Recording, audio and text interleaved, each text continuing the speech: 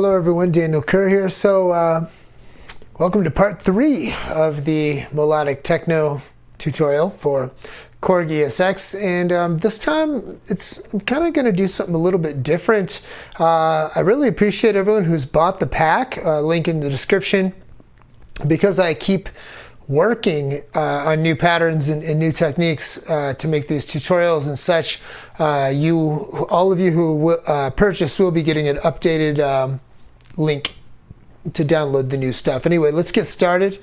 I just want to show you what's going on, and you can mimic this.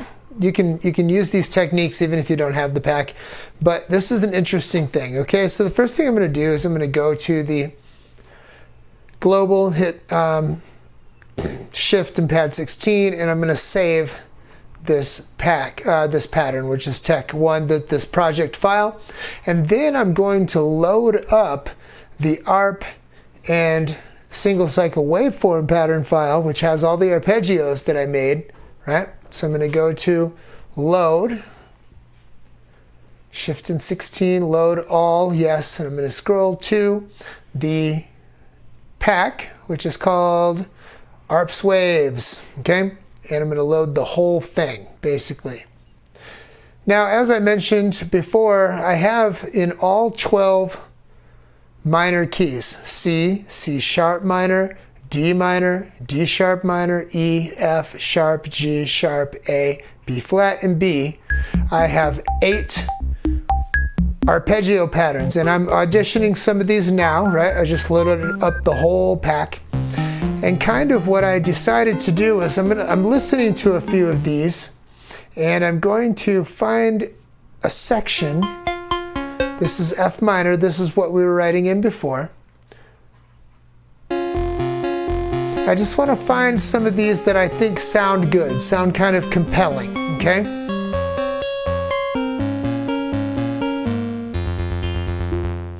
Now, we were already working in F minor, and I don't think I'm going to use the arpeggios that are in F minor for this project. So I'll show you what I'm going to do. Now, right here, B10 is in A minor, and this sounds really good to me, okay? Now, the project we've been working in is in F minor, so I'll show you how we're going to get this to, now I'm listening to B11, right? Basically, in this pack, from B9 through B16, those are all in A minor, and I'm just listening to these now. So here's what I've decided to do, okay? I'm going to transpose, which is to hold down the solo button. So what I need to do is count up 8 to put everything that's in A minor to make it sound like it's in F minor. So it's transposing the notes. Let me show you. I'm counting. So I hold down solo, 1, 2, 3, 4, 5, 6, 7, 8. And I hit that, and now I'm listening to them, and they are in F minor, even though it says A minor. So now the next thing I'm going to do is I'm going to go down to the length of the pattern, and I'm going to make all 8 of these 1 bar instead of 8 bars. And I'm going to save them in this state. Because I'm not going to save the entire project, right? It doesn't make any difference. I'm not going to write over this project. Just as it's loaded now, I'm making all the A minor arpeggio patterns 1 bar, and I'm saving them.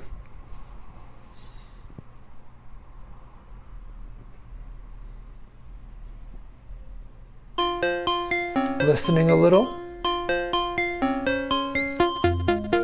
Okay, as you can see, after 1 bar they change because they're 1 bar long.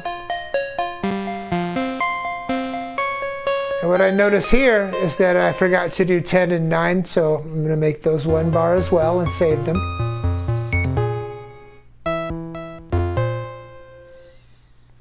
Length 1 bar, save. Length 1 bar, save. Okay, so to sum, all of the A minor arpeggios have been made 1 bar so that I can switch through them very quickly. and they are all transposed up 8 semitones, so instead of being in A minor, they're playing in F minor, okay? Now I'm going to go to the first one, and I'm going to hit Shift and Record, which is going to put it into resampling mode, okay? Once I get this party started, I'm going to scroll through all of them.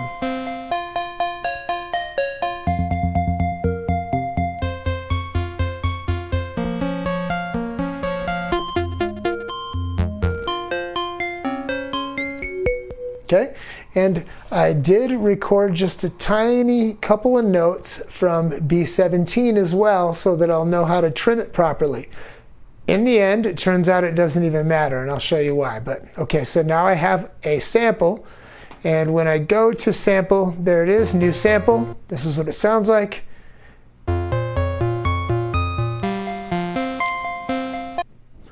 Okay, so now I have the sample that I just made, the resampling of all of those clips, and I've saved it, okay?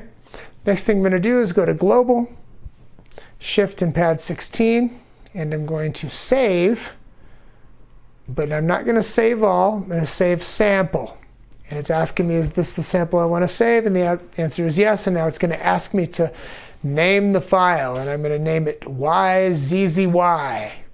For no reason. It's just handy. Easy. So now this is saving that sample on the card. Okay. Now I'm going to load up our old pattern. Okay. All the changes that I made to the arpeggio project, they're not going to stick because I haven't saved that project. I haven't saved over it. Load all, yes. We're looking for Tech 1.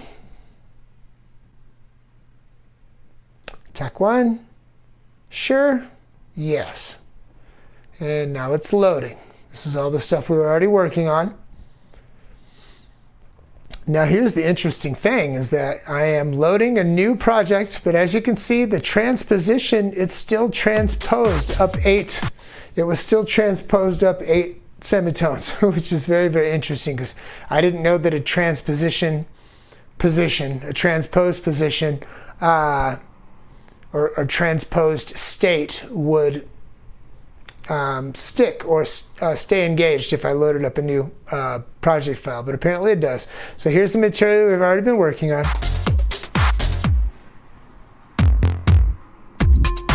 Listening to our patterns.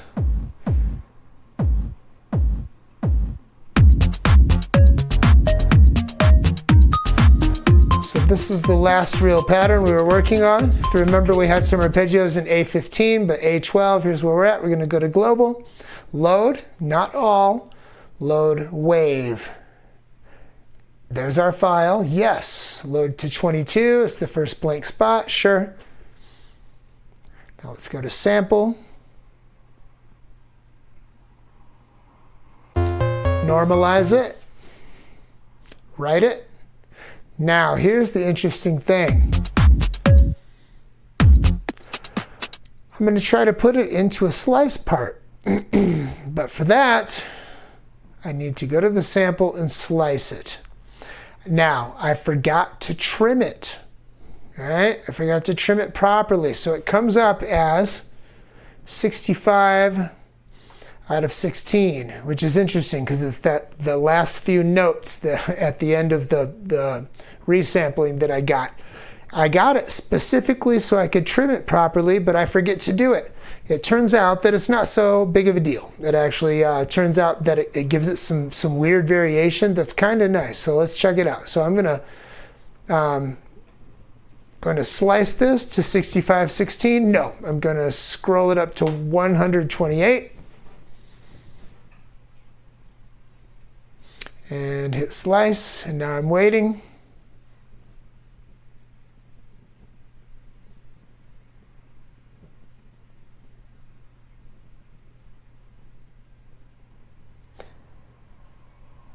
All right. Let's write it. Let's go back to the pattern. Now there's our resample right there in the slice part. Hear that? It's a little off. That's because of the lack of trimming, but it's okay. I'm going to use the arpeggiator. I'm going to put some stabs of arp in there. Messing with the pitch.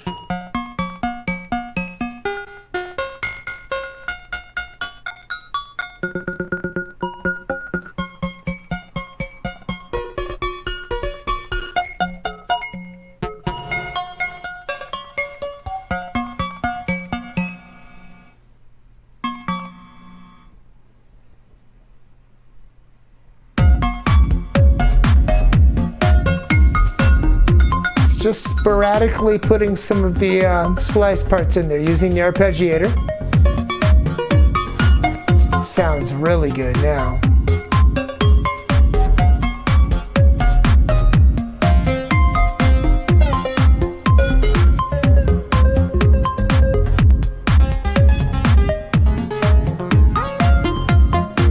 Messing with some pitches. Mess with the cutoff and modulation.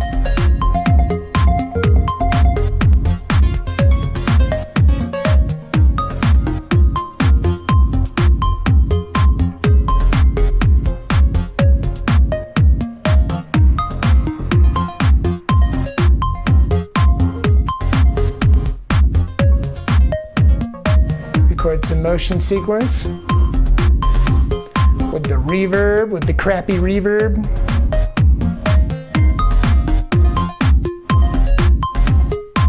Very interesting technique, eh?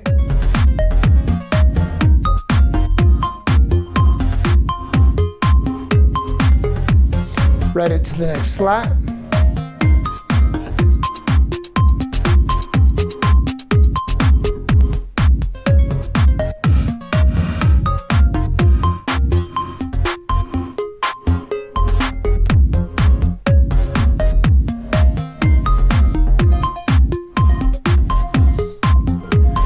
Just bouncing back and forth through the patterns that we've made, playing around.